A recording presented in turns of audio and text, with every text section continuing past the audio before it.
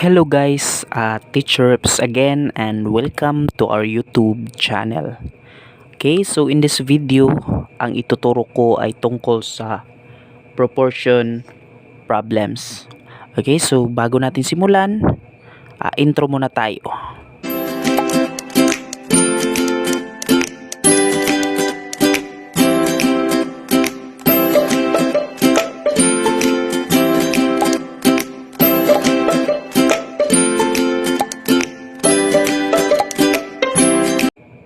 Okay, so ano ba itong proportion? So ayun dito, a proportion is an equality of two ratios and of course, pag sinabi nating ratio, pwede natin siyang i-express into a fraction. Meron tayong example 1/2 or 1/2. This is a ratio or pwede rin na naka-colon, no?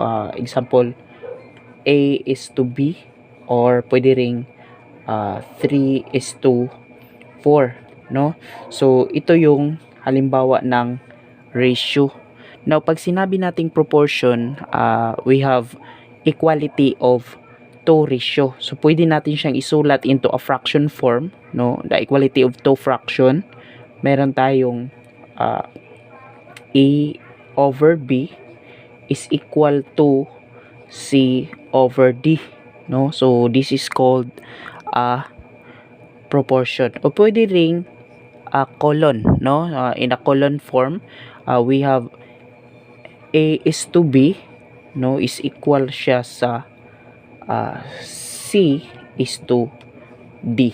Then masasabi natin na ito ay proportion.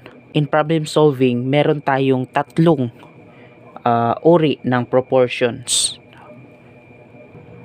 Okay, so ang unang uri ng proportion in problem solving is tinatawag siyang direct proportion, no? So ang direct proportion ay ang ibig sabihin is meron siyang direct na relation, no, sa dalawang quantity. So sa dalawang ratio. So pag ang unang ratio natin, halimbawa meron tayong first ratio, no, siya yung first ratio natin. So pag sinabi nating direct ang proportion is kapag tataas, no, halimbawa tataas tong first ratio natin, no, then it follows na tataas din yung another ratio natin, no? So first ratio kung tataas siya, then ang another ratio natin is tataas din. If mangyari yan, meron tayong direct na relationship at tinatawag siyang direct proportion. At vice versa ito, no, kung yung first ratio natin is bababa, so dapat ang another ratio natin, okay, ang another ratio natin is bababa din. Okay, so ito yung tinatawag na direct proportion. Okay, so magbibigay tayo ng example na related siya into direct proportion, no? As you can see, meron tayo ditong problem na 3 pencils cost 15 pesos. Then how many pencils can you buy with 25 pesos? And as you can see na kung meron daw tayong 3 pencils, ang cost niya is 15 pesos. And of course, ang problem dito is hahanapin natin kung ilang pencils ang mabili natin with 25 pesos. So as you can see, tumaas yung amount, no, yung 25 pesos from 15 na makabili ng 3 pencils. Ilan kaya yung mabili natin in 25 pesos? So as you can see, tumaas yung amount natin, nagiging 25 pesos. Then it follows na tataas din yung number of pencils natin, no? So tataas yung amount, tumaas din yung pencil. So this is a direct proportion. And to answer the direct proportion, of course, meron tayo ditong dalawang ratio. So we have 3:15, no? Meron tayong 3:15. Isa yung halimbawa ng ratio. Ay equal raw siya, no? Take note natin na itong sa taas natin, ito yung ating pencils, no? Kasi kailangan nating ma-indicate in the right place, no, kung ano yung things or yung object na ini-represent natin. So ito yung pencil, okay? Ito yung pencils, and this part is the amount. Sa 3 pencils daw ay ang babayaran natin is 15. So ito yung amount natin, okay? So that is the amount, and equal raw siya. Of course, itong given natin in second ratio natin is meron tayong 25 pesos, which is itong 25 pesos is also the amount, no? So dito dapat natin siya ilagay, no? 25 pesos, no? Because this in this first ratio, ang amount natin is nasa baba. So dapat nasa baba din yung amount, and ang hinahanap natin is yung number of pencils. So i-let natin ito as unknown. Ito yung number of pencils. Okay, so to solve this problem, no, using the formula of direct proportion, na kung meron daw tayong A over B is equal to C over D, no, ito yung formula ng ating direct proportion, ay magiging i-cross multiply lang natin, no, pag direct proportion. So kung meron siyang direct relationship or meron tayong direct relation of the quantity, no, i-cross multiply lang natin itong dalawang ratios natin, no. We have A times D, okay, is equal raw siya sa C and B, no. So ito yung tatandaan natin pag sinabi nating direct proportion. So of course dito i-cross multiply natin. So meron tayong 3 times 25 and 15 times x. So uunahin natin itong 15, no. So we have 15 times x is equal siya sa 3 times 25. Okay, so at ngayon, i-operate natin. So we have 15 times x, that is 15x is equal to, meron tayong 3 times 25, that is 75. Okay, meron tayong 75. And of course, para ma-determine natin yung x natin, i-divide natin both side by 15. Okay, then we have x is equal to, of course, that is 5. Okay, so meron daw tayong x is equal to 5, which is ito.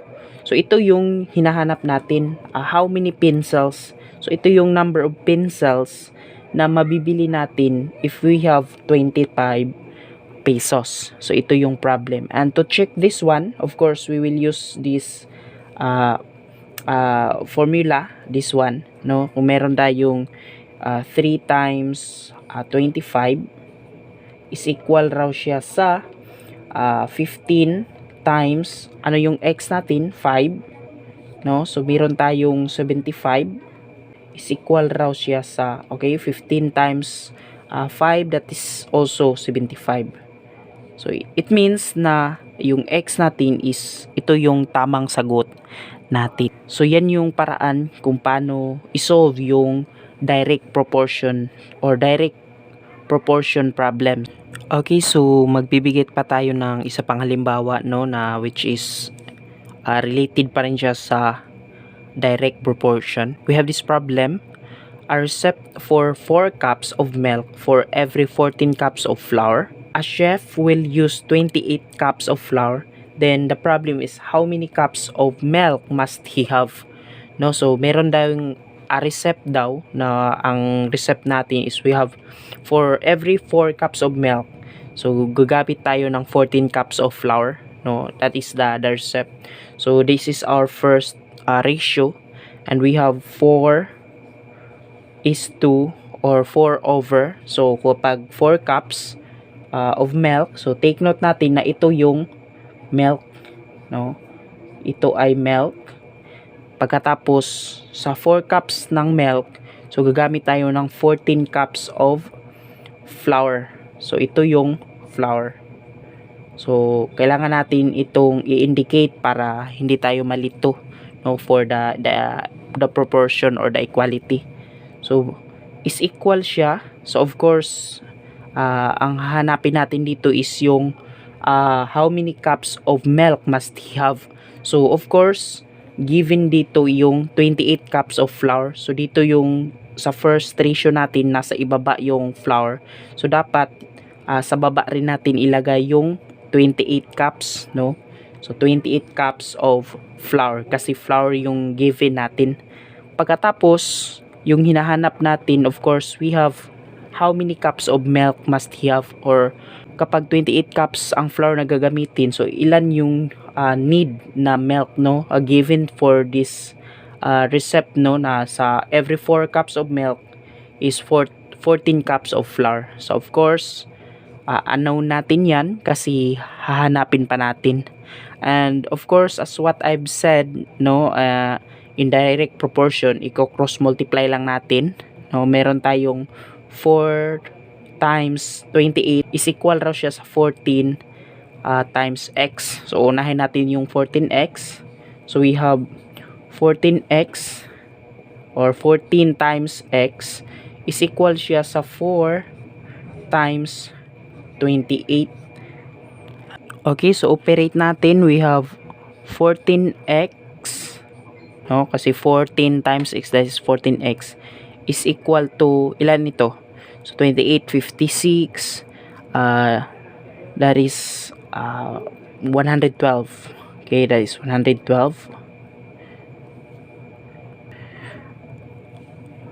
Pagkatapos, of course, to determine the value of unknown, okay, divide both side by 14. Okay, divide natin both side by 14. Meron tayong x is equal to 8. Okay, so we have 112 divided by 14, that is 8. Okay, so ito yung number of cups, no, or number of cups of milk must be used in 28 cups of flour. Meron tayong 8. So to check this one, of course, meron tayong 14. So yung x natin is 8, no? So is equal raw siya sa, we have 4 times 28. Okay, so this is, of course, this is 112. 14 times 8, that is 112, and equal raw siya sa, of course, we have also 112. So we have 4 times 28, that is 112. Then check. So tama yung sagot natin na x is equal to 8. So the number of cups of milk, no, for 28 cups of flour is 8 cups. Okay, so that's direct proportion. So that's the examples of direct proportions. Okay, so proceed tayo into another type of proportion. No, we have this called inverse proportion. No, in inverse proportion, if one quantity increase, then the other quantity is decrease. So kung ito yung first ratio natin, no, so kung nag-i-increase yung first ratio natin, yung another ratio natin, other ratio decrease, no? So that's an inverse proportion. Okay, so kabaliktaran yung direction ng quantity. Okay, so magbibigay tayo ng halimbawa ng problem which is inverse ang kanyang proportion. Okay, so meron tayong halimbawa dito ng inverse proportion, no? We have, if there are 16 men, it takes 24 hours to repair a road. Then how long it take 32 men to do a job if they work at the same rate? So yung quantity natin dito is yung 16 men, no? Pag meron daw tayong 16 men, matatapos daw ang work into 24 hours, no? And of course, kapag dinagdagan natin yung tao dito, pag gagawin nating kapag gagawin nating 32 means, then it follows na bababa yung number of hours kasi marami na yung gumagawa, no? And as you can see, ang quantity dito, if tataas yung number of men, bababa yung number of hours. Pero kapag bababa yung number of men, tataas naman na yung number of hours kung kailan nila matapos yung road. So in this problem, this is an example of inverse proportion. So meron tayo ditong proportion na A over B is equal to C over D, no? So in direct proportion, ang ginawa natin is cross multiply, no, 'di ba, in direct proportion. Kaya nagiging A times D is equal to B times C. So indirect proportion. But dito in inverse, no, hindi natin i-cross multiply. Ang gagawin natin, i-multiply natin si A into B, no? So equal raw siya, no, or in inverse proportion, equal raw ang A times B, no, equal raw siya sa C times D. And ito yung gagamitin natin na formula in solving inverse proportion. So i-determine natin dito yung ratio natin. So ang ratio natin, meron tayong 16 men, then it takes 24 hours to repair a road. So meron tayong 16 over 24. That is our ratio is equal raw siya sa, so of course, how many or how long it take 32 men to do a job, no? So meron tayong 32 men, so we have 32 men, then how long? So number of hours yung hinahanap natin, so we have x, no, for the unknown.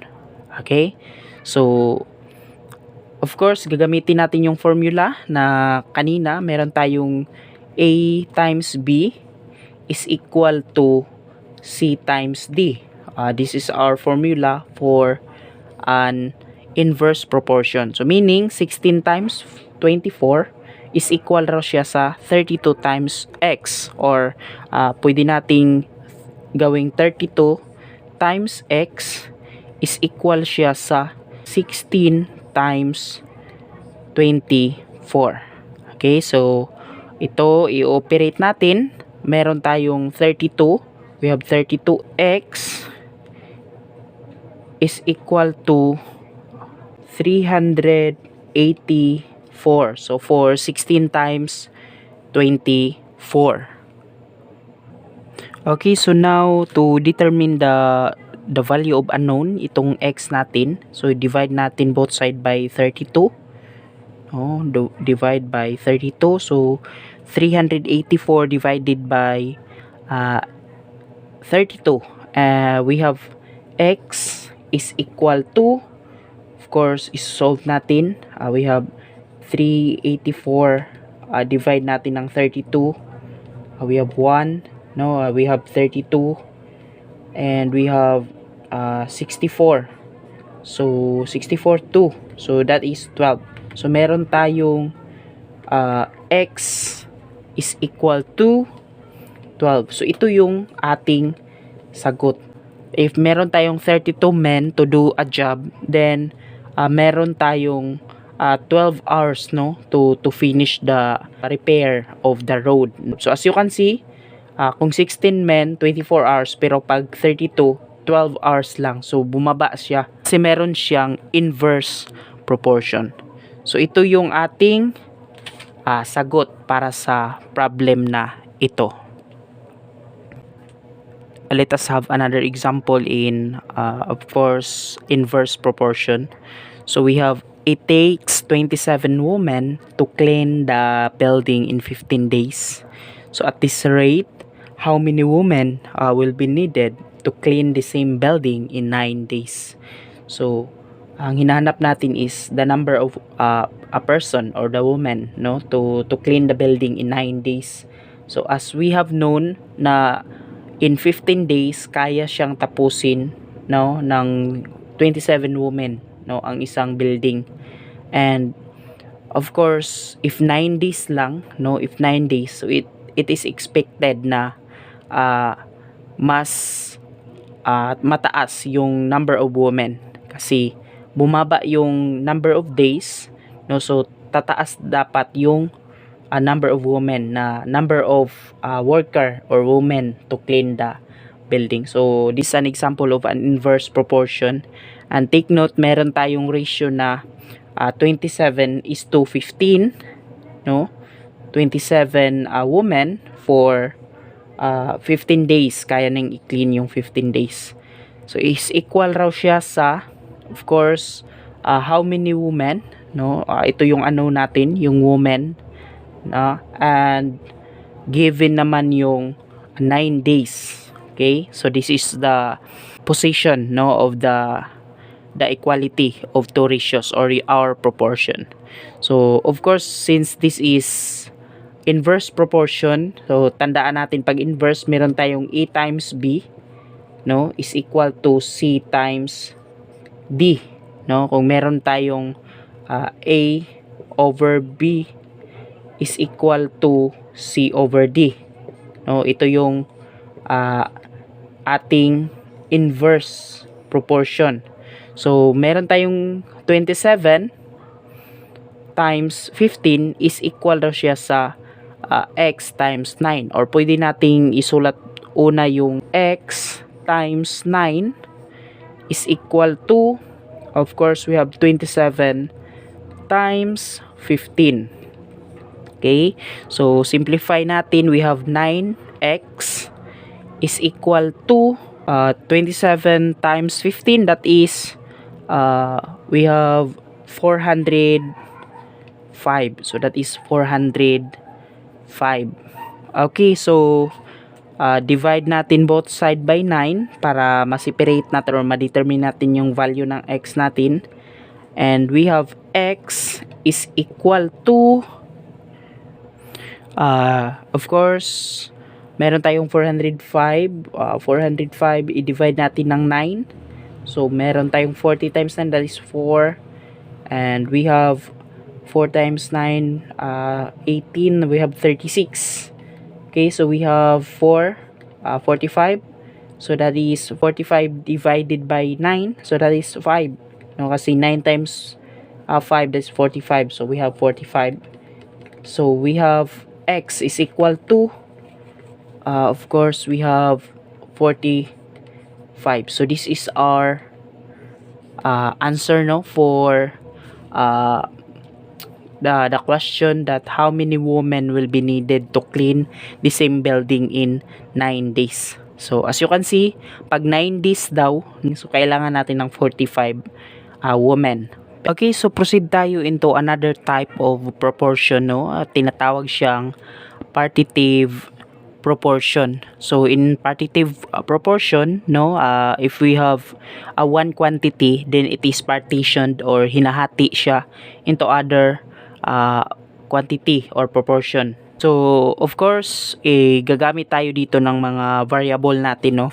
So i-let natin dito nga ang t. So t stand for the total. So ito yung total quantity.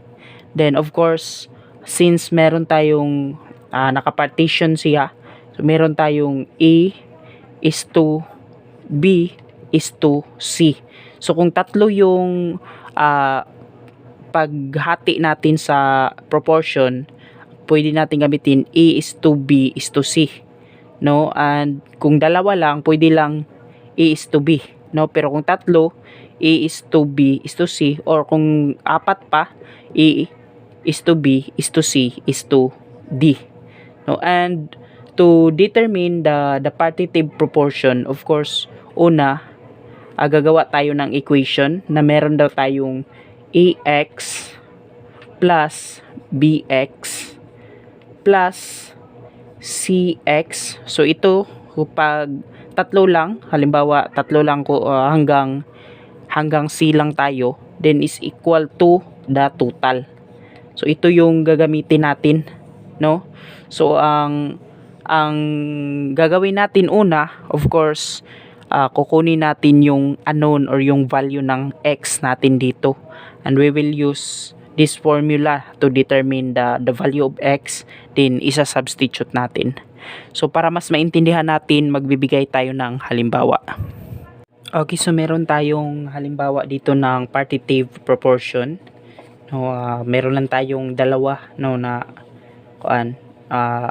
number. We have 3:5, and of course in a class of 56, so ito yung total natin, yung 56.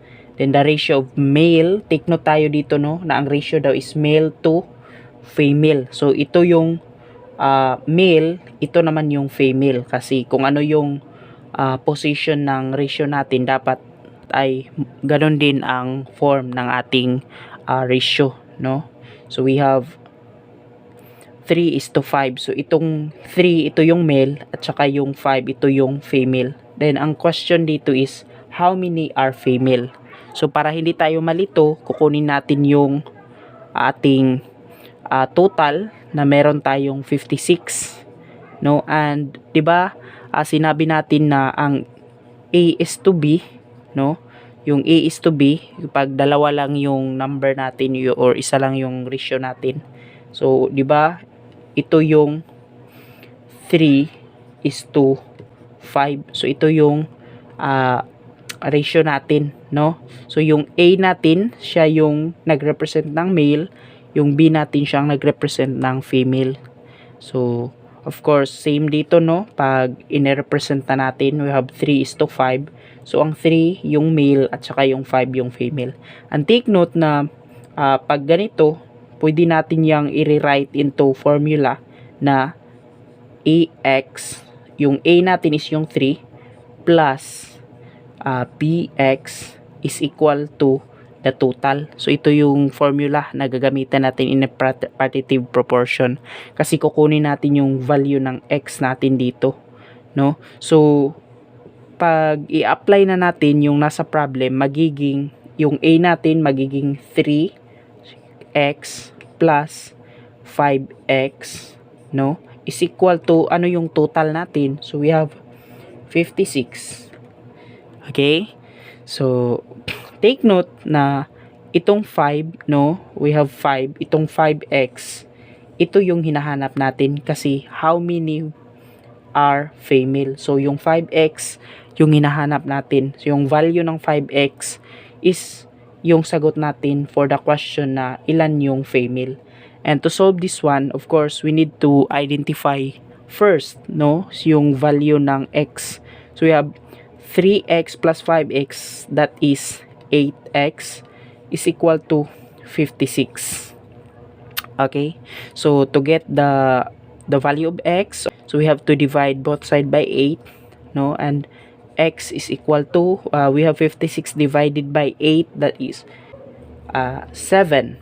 Okay, so we have x is equal to 7.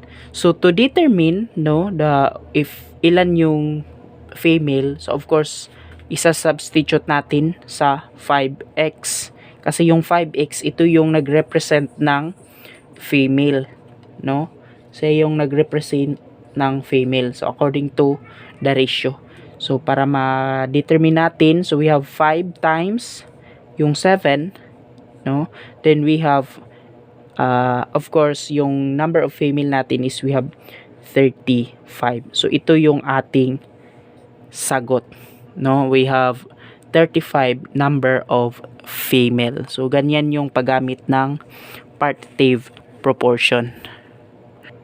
Okay, so we have another problem, no, in partitive proportion. So a ratio of the number of red, green, and blue balls in a box is 2:5:6. Then how many green marble are there if inside the box there are 52 marbles in all? So naka-partitive siya into 3, no? 2:5:6. And in total, meron tayong total na 52 marbles, no? To solve this one, of course, we have 2x plus 5x plus 6x is equal to 52. And take note natin na yung ratio natin is red, green, and blue. At ang hinahanap natin is according dito, how many green marble. So red, green. So meaning, itong part na ito, yung hinahanap natin, ito yung nagrepresent sa green. Okay? So yan yung nagrepresent sa green. So ang gagawin natin, kukunin natin yung value ng x natin, no? I-compute natin or combine like terms. We have 2 plus 5 plus 6. So that is 13. Okay? So that is 13x is equal to 52. Okay? So of course, to get the value of x, divide natin both side by 13. Okay? So then we have x is equal to, okay, so x is equal to 52 divide 3. So we have 4. No? So x we have 4. And of course, to determine how many green marbles, no, may is yan. So how many green marbles are there inside the box? So we have 5x kasi siya yung nagrepresent sa green. So ang red is 2x, then ang blue is 6x, no? So for the green, no, for the green, we have 5x and we have the value of x na 4. We have 5 times 4, then we have 20, no? 20 green balls. Okay, so ito yung ating sagot. Okay, so that's all, no, for the partitive proportion.